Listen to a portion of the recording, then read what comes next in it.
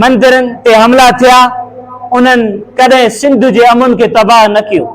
हिंदू अगवा कया विया, कॾहिं उन्हनि सिंध जे अमन खे तबाह न कयो।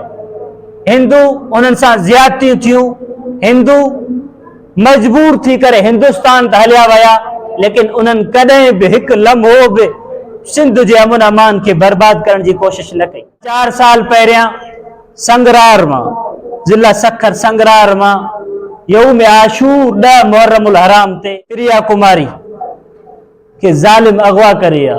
4 साल गुज़री विया आहिनि, ख़बर न आहे त प्रिया कुमारी किथे आ। वारिस रोई करे बेहाल थी चुका आहिनि। सिर्फ़ हुकूमती आसरा, हुकूमती ॾट आहिनि।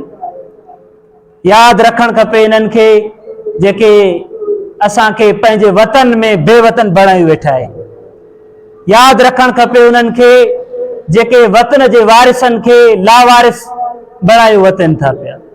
लाहौर में हिकु पखी, मोर पखी गुम थी वियो, पूरे मुल्क में थरथलो मची वियो त मोर पखी गुम है। आख़िर प्रिया कुमारी त कंहिं घर जी मोर है, उन लाइ ई अहिड़ा सख़्त क़दम छो नथा खणिजनि। यादि रखो, असांखे इंसान सम्झो, असांखे इंसानियत वारा जेके हुकूक आहिनि उहे ॾियो। हिंदुनि जे आला क़यादत खे गुज़ारिश कयूं था त साईं इन मासूम न्याणी लाइ कुझु कयो। अवी मज़लूम आहियो, प्रिया कुमारी मज़लूम है, उन जा वारिस मज़लूम आहिनि। अवां उन जे लाइ एक्शन खणो, का लाइ अमल जोड़ियो। असां तव्हांजे सिफ़ में बतौर ख़ादिम जे हूंदासीं।